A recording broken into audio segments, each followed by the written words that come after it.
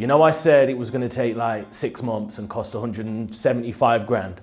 Well, we're 9 months on and I'm beginning to wonder what the hell I've started here. Yeah, it's been a mad one. I can't lie. You know me, I'm always positive, but this last 9 months has been really, really tough. You know, this has probably been my biggest ever property challenge.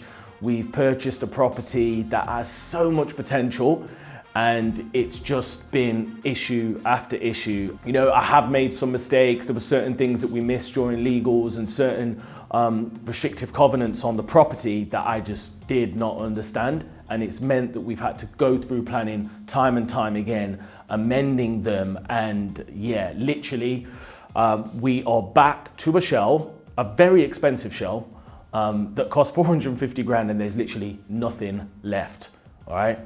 So yeah, it's getting real. But on the positive side, things are starting to take shape. So what on earth has actually happened? What's going on? I know what you're thinking. Well, look, basically a timeline is we purchased the property in December. We worked with an architect for a few months. We submitted planning in April.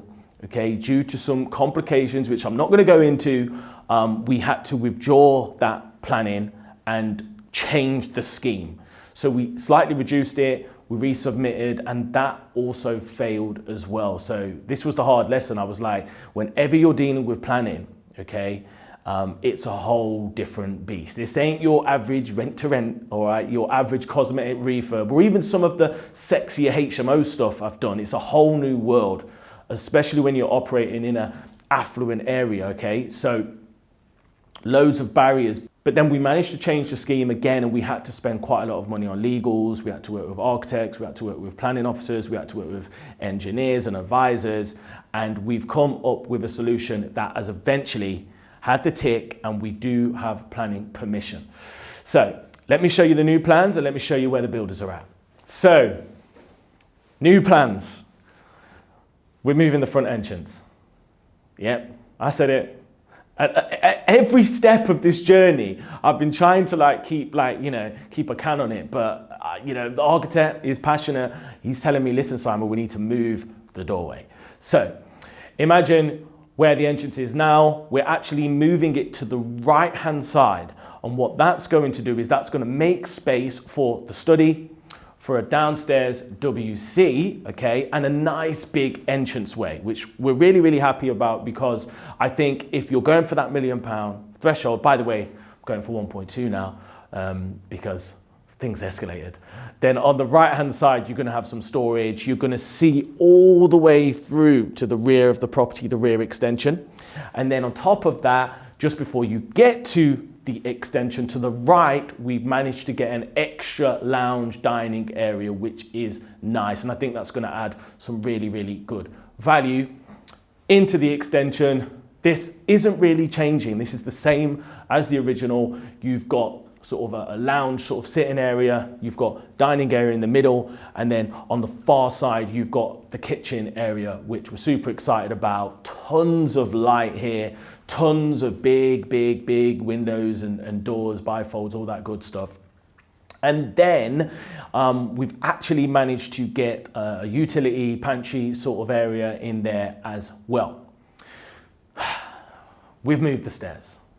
Yeah, so we're moving the front entrance and we're moving the stairs. So the stairs used to be right in the entrance, but now they're actually coming up out of the extension into the main building, which works really nicely because it gives us more floor space in the second story, okay, which we really needed. Now we can't go 2 stories to the rear. And this is the biggest change. So how are we getting these extra bedrooms? Well, when you get to the top of the stairs, you can turn left into the existing second story where you will still have 3 bedrooms and bathroom, but then we've extended above the coach house, which is where I'm studying right now, by the way. And that is where we're gonna get the master bedroom, okay? Big master bedroom with a dressing room, ensuite, and an extra bathroom on that floor as well. I swear I'm forgetting something.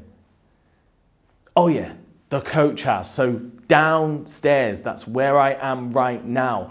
You are also got tons of accommodation and tons of extra living space down here as well. So this pretty much remains the same. All right, so we've essentially got the same end result. We've just had to move things around a bit. Got the planning through, been speaking to loads of builders, and I'm pleased to say that they started 4 weeks ago. Today, they've laid the concrete, and believe it or not, we are going to start to see the shell going up. They're telling me that we should be about neck high over the next week to 10 days, and I'm going to keep you posted. So you used to walk in right here, and in front of you, you had the staircase. Now, if you remember on the original plans, I wanted to get rid of this ceiling and go double height with a grand staircase, which would have really gave you that £1 million wow factor. But that's not possible now because we need to create more floor space. So what we are doing is we are getting rid of this staircase, which frees up load of space at the bottom, load of space up here, and the staircase will actually come from the extension and enter where this window is. That will then be your foyer, which is really, really nice. Next thing to mention is if you look up, there is just bare holes, all right? And what we've established is when we went upstairs and started ripping away, this floor is bowing like that, all right? Literally, the builder said, if we just play around with the wrong bricks, we might lose this whole place like a cardboard box. I was like, whoa, like we can't do that. So we got an option. We can either have a bowed sort of traditional flooring, we're not going to do when we're spending this money, or we actually have to replace the whole floor. So this needs to be removed section by section, replaced with beams so that we can have a new flat floor. That would be nice.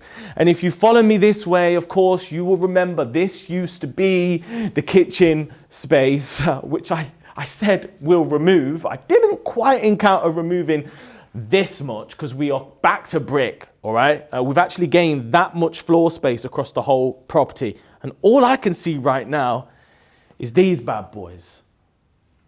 So it's a little bit different out here, right? Now I remember in the spring when I thought I was the man and it was going to all be clear. Well, not quite. But if you look behind me, there is a massive foundation going up for this big extension. I'm super excited. It's a bit windy out here. You know, it is winter, it is December. We have had to actually wait 10 days for the temperature to go above 4 degrees before we can start building. But we are going to see bricks going in from next week. So that's it from me on the journey to £1 million property. Guys, I still believe.